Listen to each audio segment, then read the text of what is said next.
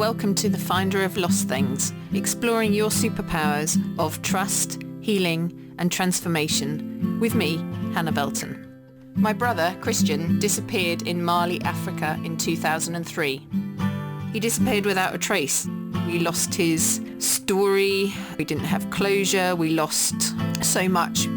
I was fighting and searching to find Christian when actually I just needed to sit in stillness and attract him in. I was so resistant to doing this, but I had to surrender.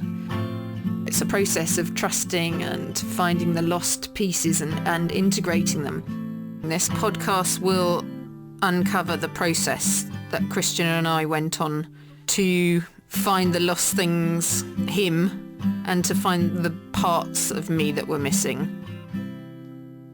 And we were destined from the start to tell our story into the dark, for we were born to a great white shark.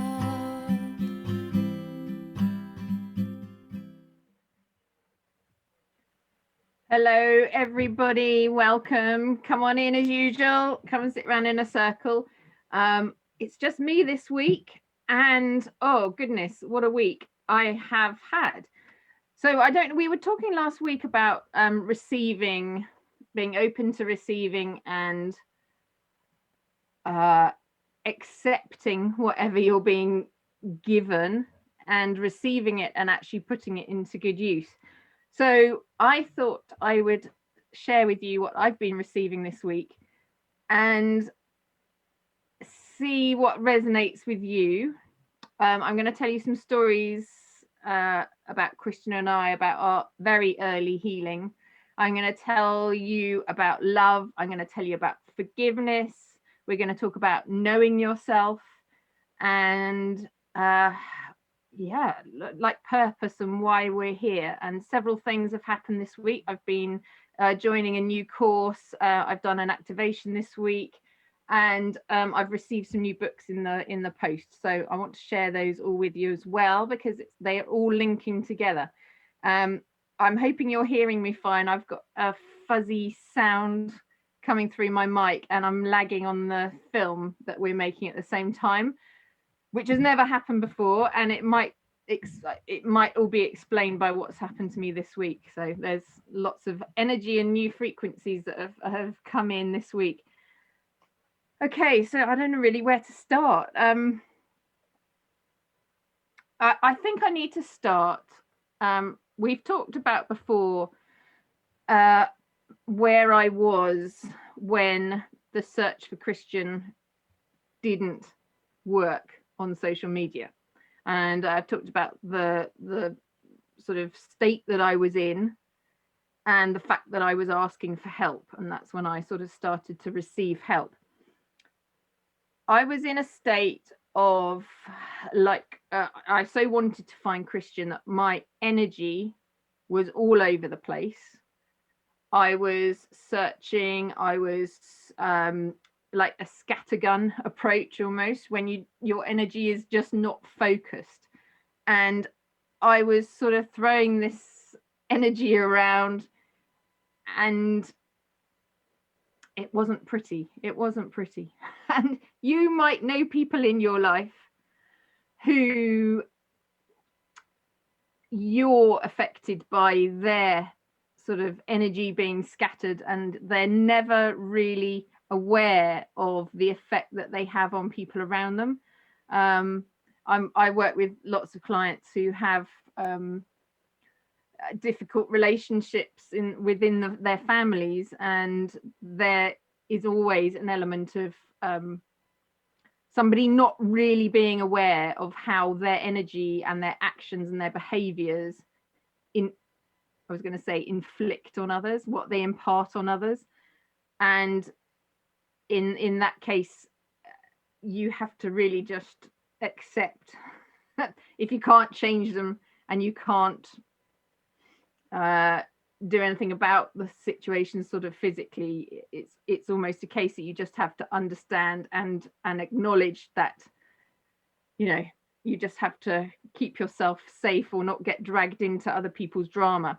But I was in that state of people were getting dragged into my drama, and I wasn't fully aware of the effect I was having on other people by going off to search for Christian again. It was something I was doing for myself. And anybody who tried to stop me or get in the way, I was like, no, this is what I have to do. And yeah, I mean, it affected a lot of people, and not in a good way. and it wasn't affecting me in a good way either. So that kind of has to be said first of all. So when I recognized that I had to stop, I had to stop the world, essentially. I had to stop the world. I recognized what I was doing and what the situation was doing to me. And I had to choose a different way. I had to I had to be responsible for my behavior and responsible for my reality. And to do that meant doing some, actually at the time, it was emotional freedom technique, which is like tapping. I don't know, I'm sure a lot of listeners will have heard of this. I did 4 sessions of that, and I did it with this medium that I was working with at the time. At that time, the medium that I was working with was a complete rock for me, especially with this early part of my just finding out what was really buried underneath all my emotions and behaviors. So really what my thoughts were. And this is all part of the knowing yourself. We'll go into a bit more detail about it at first. But I think I'm being shown this to tell you because it was the first time that I realized really what was my underlying emotions. So I was trying to find my brother. For me, it felt like the love. I was doing this out of love, and that it was going to be reciprocated and we would come back together. But what is usually always the case, actually, is when you're searching, you're striving, when things aren't working, when you're always fighting to get things done, you're getting hurt, and other people are getting hurt at the same time. Can you achieve your goals in a different way without all the drama? And for me, and for my part of the story, it was really about stopping the world and really understanding what was going on in my thoughts. As I said, I did these sessions, and I don't know if I'm going to maybe I should be saying this to you. So when you're doing, if you're wanting to know what your thoughts are behind something, you're always going to find the answers inside. You don't need to look for external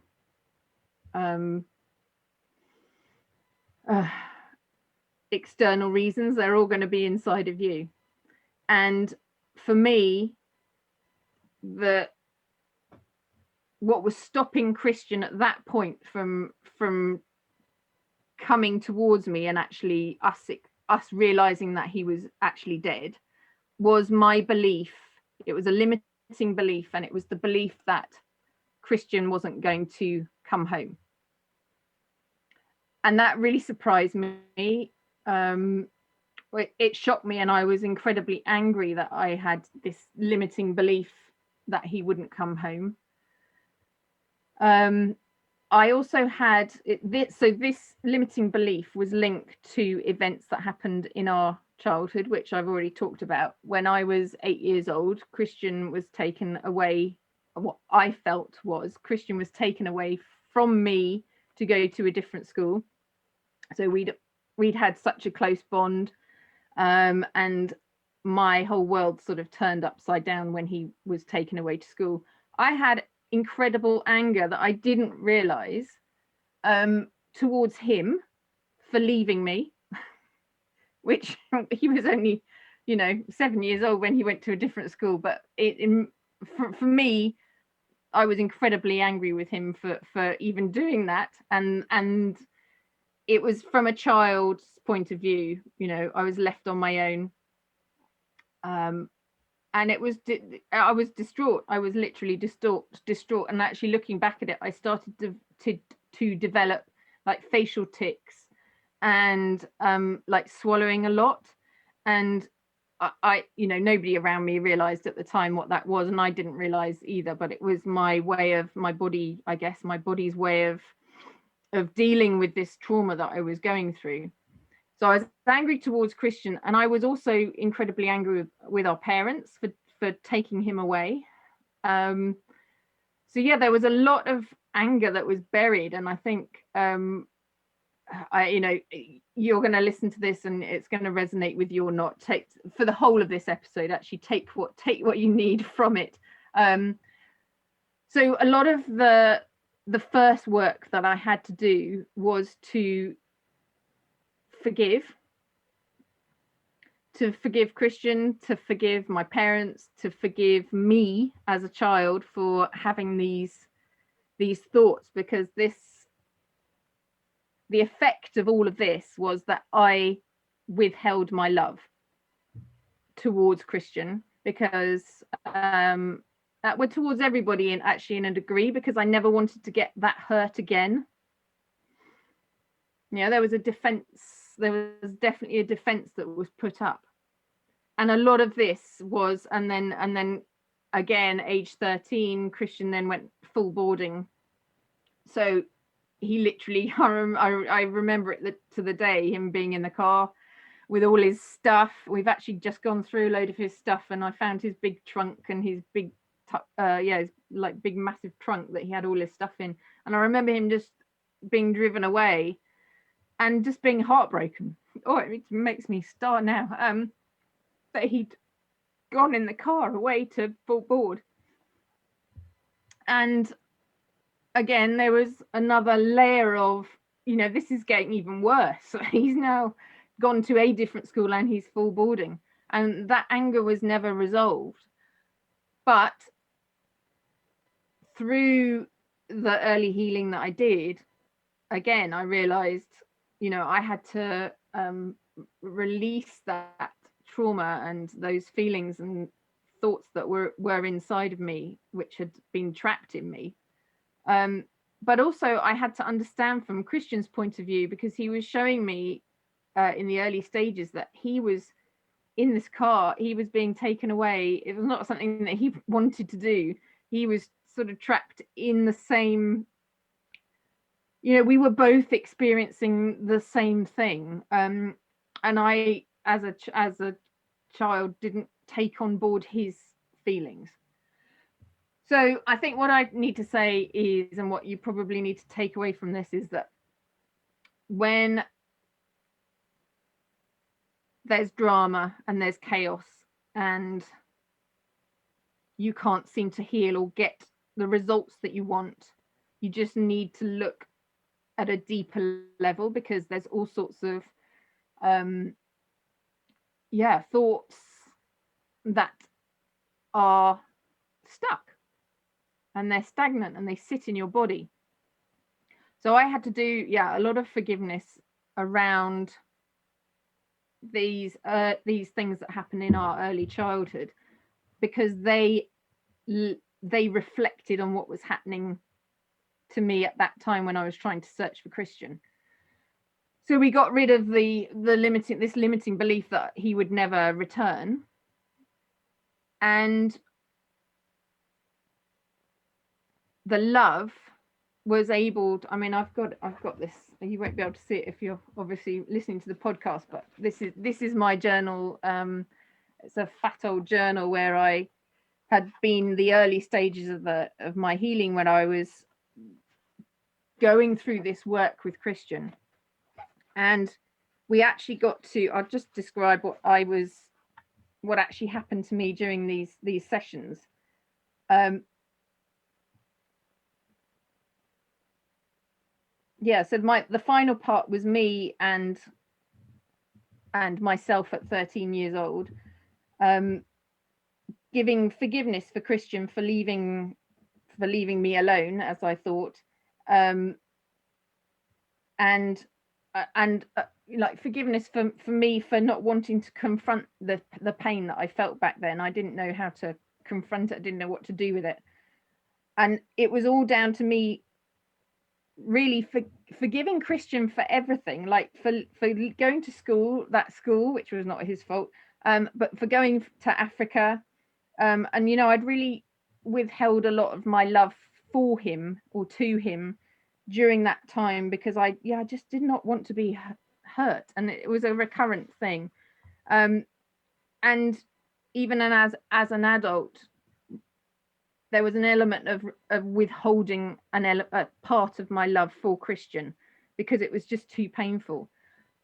But I realized I had to be brave and I had to be strong and I had to give this love. I had to forgive and I had to give this love out through, we were talking about that the other week, giving love out through the front of my heart. And to do this was forgiveness. And eventually Christian and I, in the visions that I was having, we actually walked through a door together, which was labeled forgiveness for everything. And Christian and I walked through it, him as a 13-year-old, me as a 13-year-old. And on the other side of this door was the adult Christian. And he was I've just said here, he's in his beige woolly jumper with, his curly hair tied up. He was always buying clothes from a charity shop before it was a cool thing to do. And he held my hand while we stood in front of one another. And we just smiled at each other and said that we loved each other. And then, he forgave me, I forgave him. And it was like, I'd written here, it's like a true love, like an totally unconditional love that we had between us at that point. And we kissed each other on the cheek and we actually walked off along this pathway, his arm over my shoulder and mine around his waist. And after I'd come out of that sort of vision, I felt complete relief that I had reconnected with Christian, because while I was doing the sort of social media search for him, the focus had been on almost like an abstract Chris, I knew he was my brother, but when you see the pictures of him, his missing posters, and it was almost like he wasn't real. Whereas doing this forgiveness and allowing the love to flow freely between us, he became real again. I could feel him. I could really, it's just like we totally reconnected to each other as we had done as children. And that was absolutely transformational, so transformational. After that time, I was then very sure that we would find each other again. And then I talked last week about doing a ritual where I actually handed over finding of Christian to a higher power. But if we hadn't done the love and the forgiveness at that point, asking and handing over that power, we would have had to have done the love and forgiveness at some point, but we did it then before handing over the finding of him. So in between that session and then actually finding Christian, the guidance that I got from Spirit was just a few words. It was get to know yourself.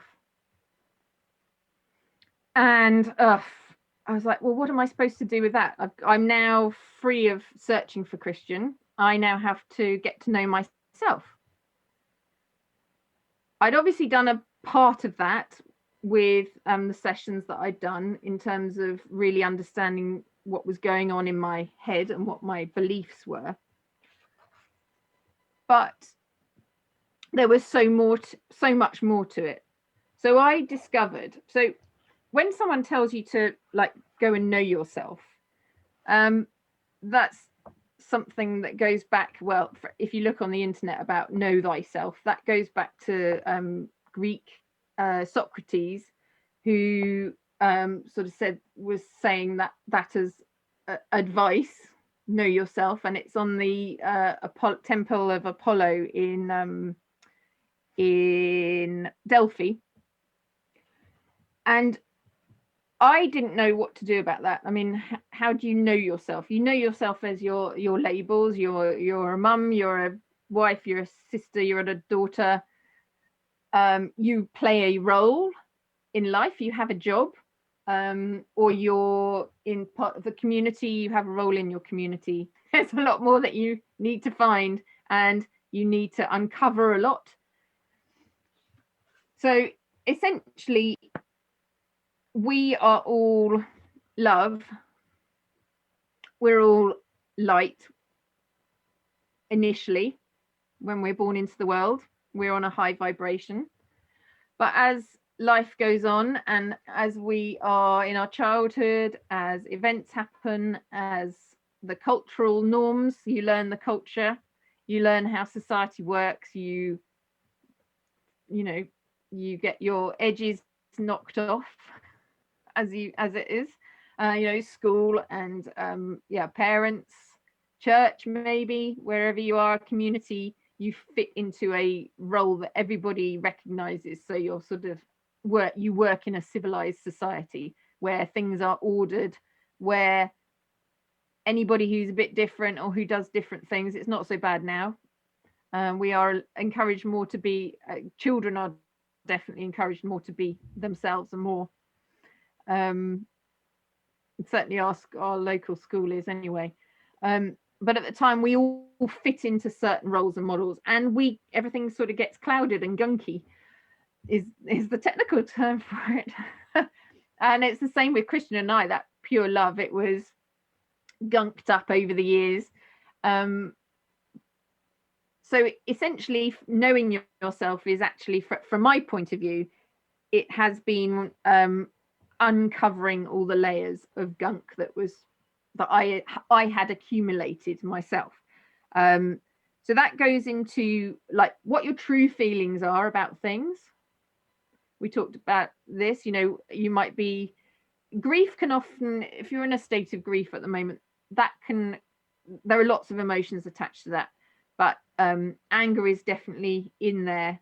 Sadness, isolations, feeling of abandonment. I think I wrote something with Spirit. I don't think it was with Christian, but essentially all of fear and grief, and that root of it is abandonment. So with Christian, obviously, that was the root of my worldview totally changing, that feeling of being abandoned. And I think a lot of we all do at some point in our childhood. We all feel abandoned, whether we get lost in a supermarket, I don't know, whether it's our parents who we feel abandoned by in certain ways, friends who send you to Coventry, who don't talk to you because of something you've done. We all feel that abandonment. We all know what that feels like, and we do everything in our power to not feel that. So there's lots of true feelings that are we maybe don't want to recognize, or we just don't know they're there because they're at a subconscious level. We take on so much of things that we aren't actually. So maybe, for example, as a child, you were told that I don't know, you'll never amount to anything, or you're not clever, or you're not talented, you can't sing, you can't do whatever, and you actually take on these things things when actually you can sing, and when actually, if you're put in the right position, you can excel at some, whatever it is you choose to excel at. So it's almost like removing the layers of things that you aren't. Another way about knowing yourself is, there's a lovely book actually, and this was the first book that ever, I was actually in Oxfam and I was looking for, I can't remember what I was looking for, but this book called Women Who Run with Wolves, Contacting the Power of the Wild Woman. It's by Clarissa Pinkola Estas, and she talks about the howl, the resurrection of the wild woman, and she calls the wolf, it's actually the wolf woman, La Loba, and it's all about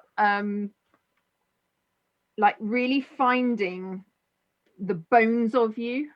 And she actually says, go gather the bones. It's like really find, it's like strip away everything that isn't yours, everything that you've been culturally given, socially given, by family, friends, everything. Like strip it all off when you're lost and really go back to the bare bones of you. Really, what are you?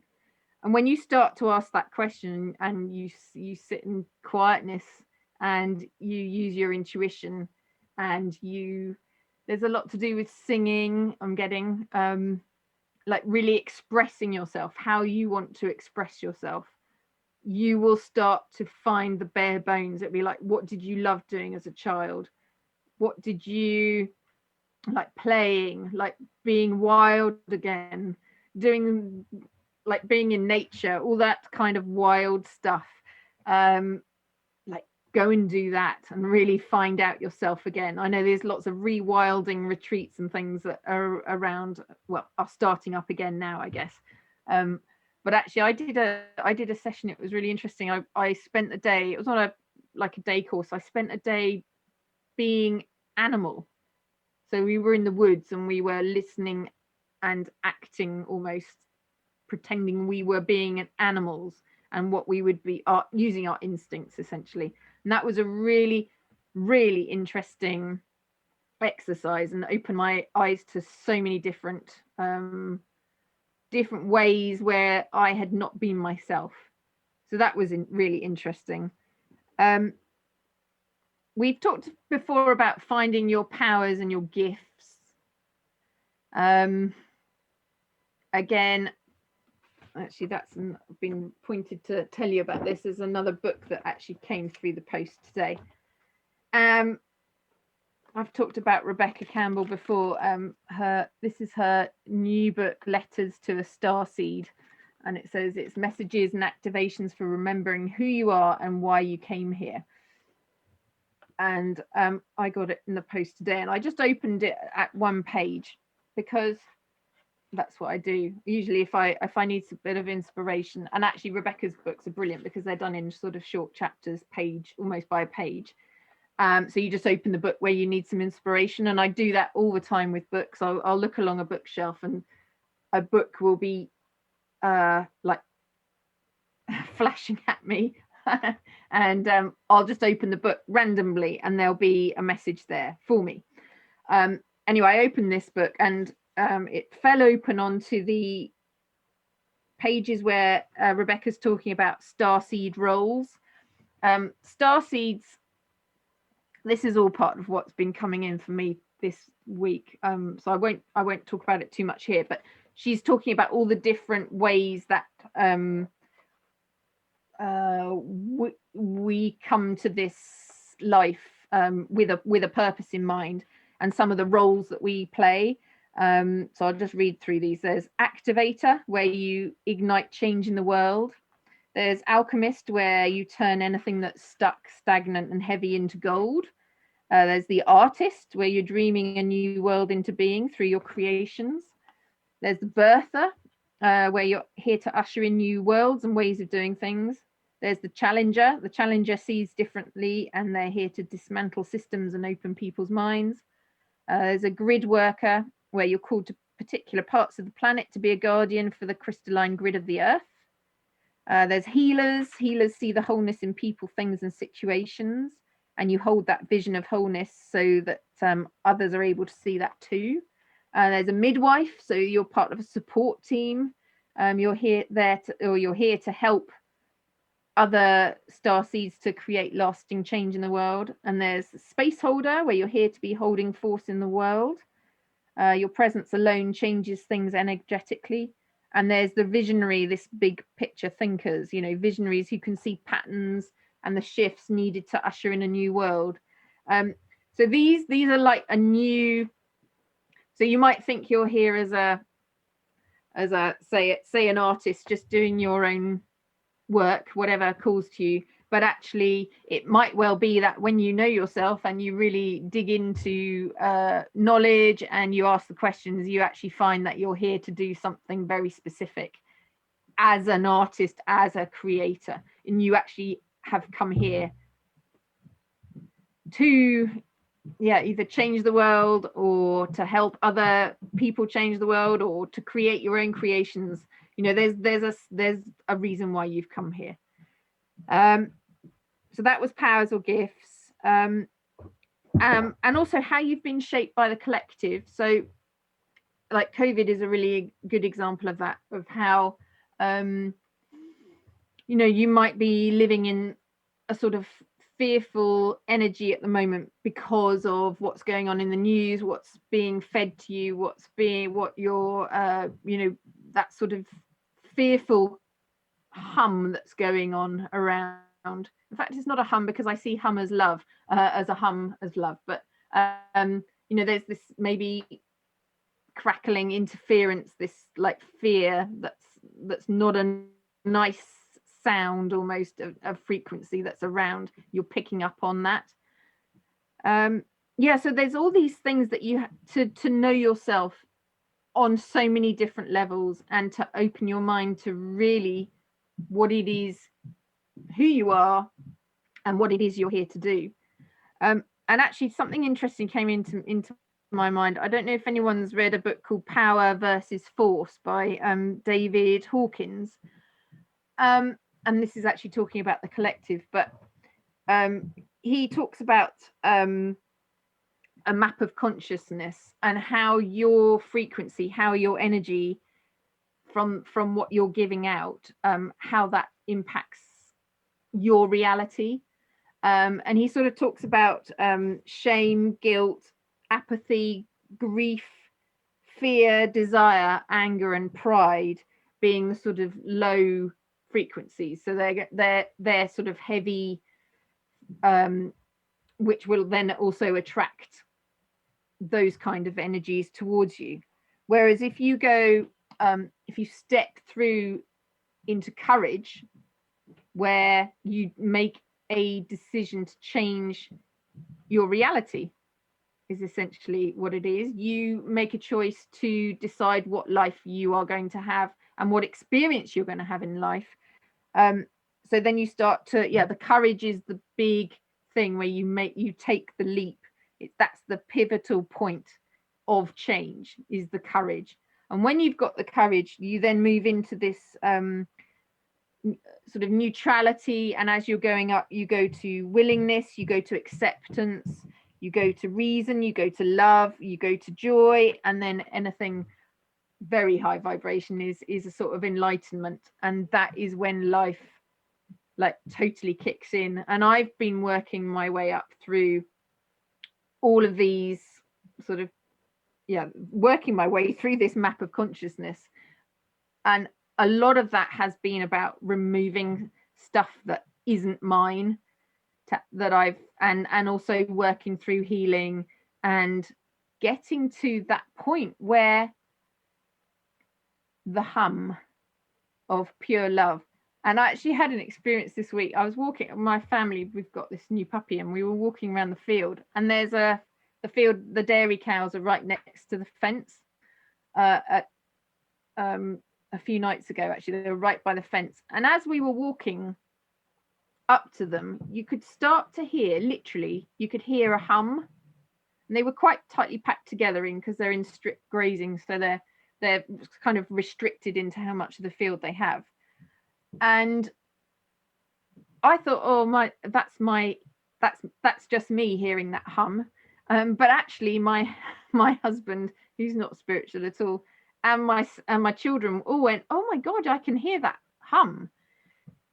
Now, all of these dairy cows, they're all female, obviously, being dairy cows.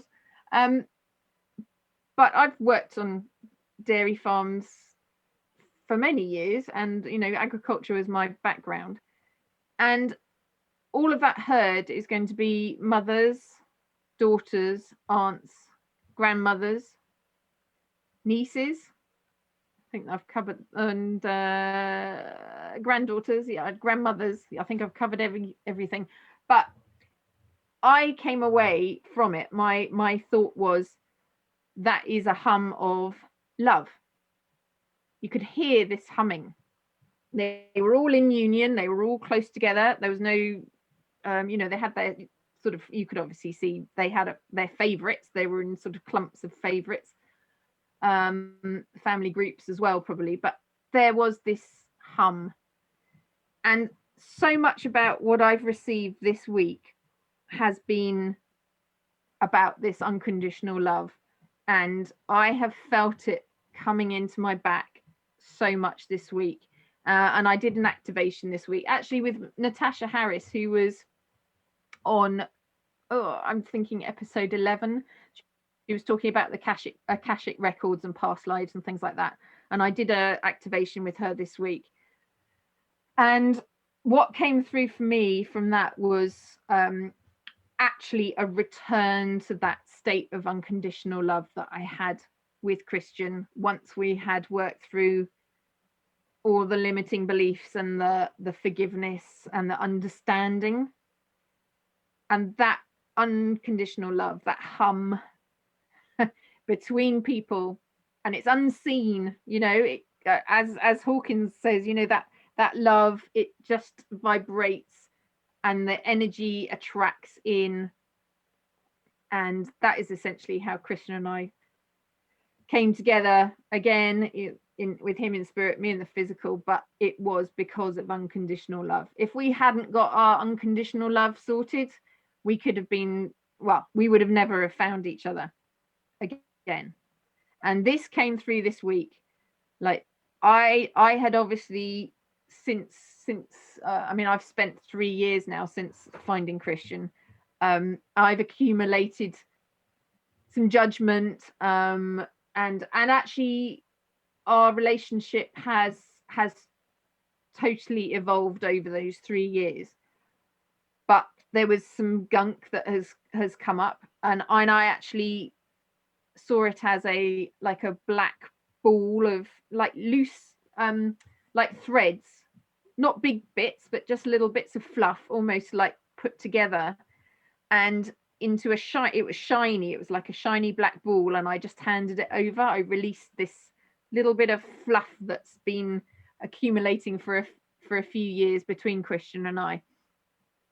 And that allowed for the love to be clear again. And it came rushing into my back. And literally, I was also given it into my heart space in return for releasing that little bit of gunk. I literally got this amplified love. It was almost like somebody had put a new heart in. Or like if you have we have a basement pump to pump water out of our basement. I mean, it's furnished, but if there's any excess water, it gets pumped out. And we put an extra pump on, so like a standby pump, and it's almost like that. I was given a standby heart or an amplification heart this week, and it has taken Christian and I, our sort of connection and our love, to a new level. That's essentially what's happened this week. It's been quite incredible. I'm just almost getting used to it, but I've also received deeper psychic skills and higher, and allowed my intuitive to develop, and certain things have happened this week which I am quite shocked with, that I've been able to intuit. So there's a sort of extra layer. Things are coming in, and they're going to be used for what's happening next. And I've always talked about, you know, the lost belongings that are coming back to Christian. You know, it's been 18 years, but these objects of his camera, you know, we're going to get pictures, essentially Christian's belongings back. I've always said I don't know when it's going to happen or how it's going to happen, but like it's going to happen very soon. And there's going to be a lot of disbelief around it. Like, how could these items have come back to us or back to me? But all I can say is that they come back to us, and I have, you know, I really do feel they've already come back. I really feel that I can see like a gift, and I can see it's tied with a ribbon. It's like it's completed, it's finished.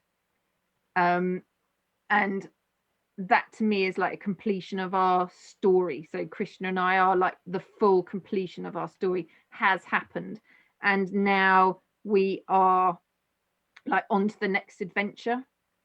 And I've also been shown like a birthing energy that's around at the moment, and I'm sure people will, you know, if you've had been through childbirth, you know, at some point, or if like running a marathon, that's the same thing. At some point you hit a brick wall and you go, I can't do this. I cannot physically give birth to this baby or run another step. It just is not going to happen. But something happens, and that's kind of like the birthing energy. It takes over. It's like primal. It's just kind of rushes in and takes you over and gets you to birth the child, or to end up finishing the marathon. Like, that's what it feels like at the moment. It feels like the last push for me and for Christian to be getting that last puzzle piece. And I can't wait till this is done, because that's when our new adventure really begins. And I can see it. I've been shown so many things this week where we are so close to this happening. Like being told to create space. So listen, if you've got something that you are like you've been working on for so long, that you are trying to get off the ground, or you're trying to birth, like I feel it's a really good time for this to happen. But part of it is like we talked last week about receiving the love, and this is all about really up leveling and upgrading, and the purity of the love. It really needs to be humming. But like start creating space. Like, get rid of anything that doesn't serve you, that's, you know, you've got clutter around you, you've got things that need doing, that like little things. It's almost like we've now got to the point where it's the little things that need to happen, just the final little things that need tweaks and things that need to happen, and then bang, we're going to get this big expansion. Yeah. And a lot of it actually is like learning to be happy with what you have now. Like almost being a lot of the things that expansion happens, I'm being shown. It's like when you're like, oh, like, you know, life is really good now. I'm really happy with this. I'm really happy with that. I've got everything kind of, that's often when things can change. And it might be that they change, you know, if we're talking about expansion, we're talking about, it could be like something being detonated in your life. And I mean, you know, I'm not expecting an easy ride on this next bit of the adventure at all. But I feel I'm equipped with everything I need now. And I'm actually starting this course this week. It's going to be a 12-week course where I'm actually making myself more visible. And I'm really working on now. Obviously, Christian and I have been working on this for many years between us, but this is when what we've achieved and what we've both managed to achieve in self-healing and transformation, but what the power of love can do, like what the power of unconditional love can do between two people, two energies, and that is going to impact on a much bigger scale. So our personal story becomes something that other people can take what they want from. So instead of me being there, this is just clicking, instead of me being out there in the public eye, searching for my brother, pleading, desperate to find him, scattering my energy, following all the red herrings, being emotionally, bleh, now it's going to be, when I go back into the public eye on a bigger scale, I am going to be very focused. My energy is going to be one of unconditional love, of joy, of completion. I've got Christian there with me. We have that completely unconditional love between us, which has it's like at the, I do feel it could get higher because there's always expansion and growth going on all the time. That's what we're here for. But it does feel like now it's at the level now where it's going to be able to reach so much more, and the purpose of all of this. And Rebecca's book, The Star Seeds, often I kind of need to quickly explain star seeds maybe, but we've all maybe if you don't feel you naturally belong on this earth, that you feel like this isn't really your home, that you're always a bit different from your family, you're always a bit different from what everybody's expecting you to be, it's quite likely that you are what is termed a star seed, and you've actually come here to earth to for a purpose, and a lot of that will be your personal healing and your personal journey that then moves out into your bigger purpose to help raise consciousness all over the planet. And if I've lost you there, I do apologize, but that's what Christian and I and our journey has all been about. And it's actually a relief to understand that and to use the energy of that. So do I have to say anything else? Oh yeah, there was one thing. So it's really actually this book is lovely. It's called The Afterlife of Billy Fingers. It's actually written by a lady called Annie Keegan, and it's a book that I got very early on, and it talks about, so Annie's brother died, and this is her talking about how he proved to her that there's life after death. And I must reread this. It's a really short book, and I can't really remember very much of it, but I again was going through books and this jumped out this week, and I opened the page and it actually says it's about Annie talking to her mum, and her mum never really believed her that she was communicating with her son, the dead brother. And these 2 pages are essentially saying that Billy made something happen that proved to his mum that the siblings were talking to each other. So I'm just going to take that as more evidence that something big is going to happen imminently between Christian and I, and this I suppose to I don't want to say prove, because I think people are going to take what they want out of our story, but it would be really nice that I've been banging on for years about talking to Christian and our relationship, but oh my goodness, it would be so wonderful to receive his photographs and put a completion on our story. and to then be able to share the story with everybody, and to really see that. I had this vision this week about weary travelers. Like, there's so many people who are weary travelers in life at the moment. They're carrying on far too much of the collective fear. They're not vibrating and their energy is so low. They'll look at Christian and I and our story and dismiss it, or I'm expecting a mixed response, obviously.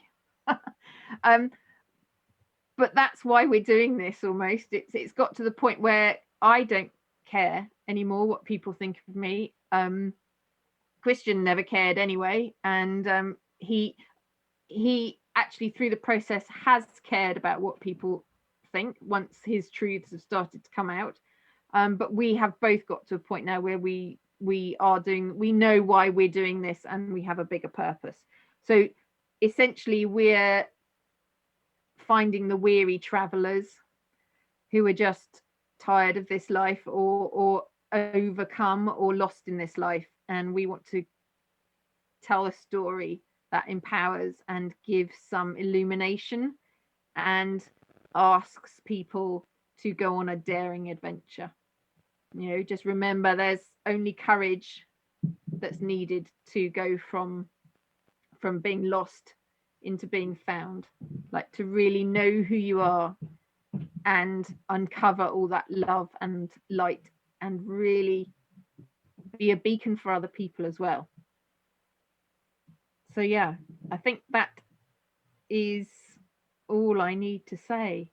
Let me just see. Next week, we do actually have, I've got a guest who's coming on. We've actually pre-recorded it. So we recorded it a few days ago, and it's quite an extraordinary tale, and how I met the guest and the story that they have to talk about. They actually, I've got a bit of time here now, so I'm going to talk about it, because they have a similar story to Christian and I. And there was mention of the term twin flame to denote the connection that they have.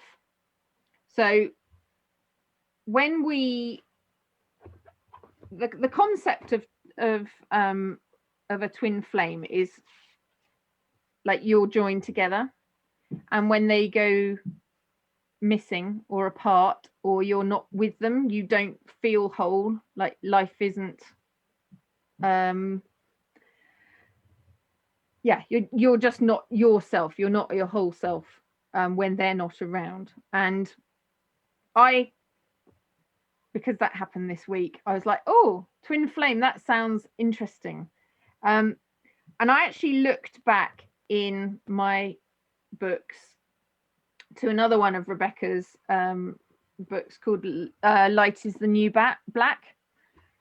And when I was doing the love and forgiveness work with Christian, and I say we did that over 4 sessions, but through the next 2 years, we were working on different layers of understanding, and it got deeper and deeper and deeper. So that was just our sort of preliminary month of work. But as you know, healing, you go deeper and deeper with layers and layers.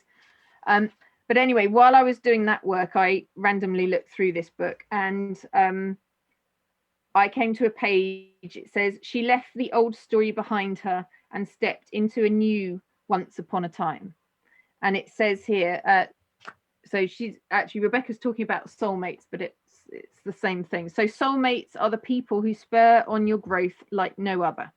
Souls who agree prior to this life to play a vital role in our expansion. When meeting a soulmate, you may experience a sense of remembering or familiarity. Soulmate relationships are not necessarily all sunshine and roses. In fact, more often than not, they can be extremely difficult, as sometimes, in order for us to grow, we need to experience pain. So, if there's somebody in your life that you've lost, whether temporarily or you feel permanently, i.e. they've passed over onto the other side, please know that like it's all happening for your growth and for your expansion, and it's something that you've agreed with them before you came into this life. I truly believe that. I mean, it might be that that's a difficult thing to hear for some people, but having been through this process for years, I totally believe that. And you know, Christian and I, we've done this dance all the way through our lives, and you know, we would definitely have been through this to help each other grow and expand, and in turn we're telling our story to help the audience, whoever wants to listen, whoever feels it's ready, they're ready to listen. And it might be you're not ready to listen and you react against what we have to say so much, but also know that if you're reacting really badly, it's a lesson that you actually really need to hear, unfortunately. But anyway, look, enjoy next week's pre-recorded session with Kerry and Michael, and I will see you the week after that. So yeah, the episode will be out just as normal. It's just I have a week off. Yay. Okay, lots of love, and we'll see you soon. Okay, bye-bye. Thank you for listening to The Finder of Lost Things. I think we've been triggered so long and so hard by COVID, and it's going to carry on. People are getting used to stillness, and they're getting used to more solitude, but how do you use that time for the highest good? This process that we're going to explore will bring back the joy and purpose to life. That wholeness, you know, that sort of harmony and flow and togetherness. People are really ready to find their lost parts now. You can find me at hannahvelton.online.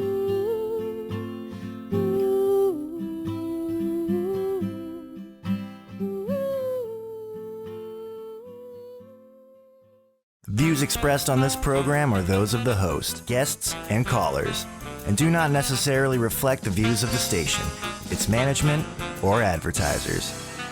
You're listening to Transformation Talk Radio.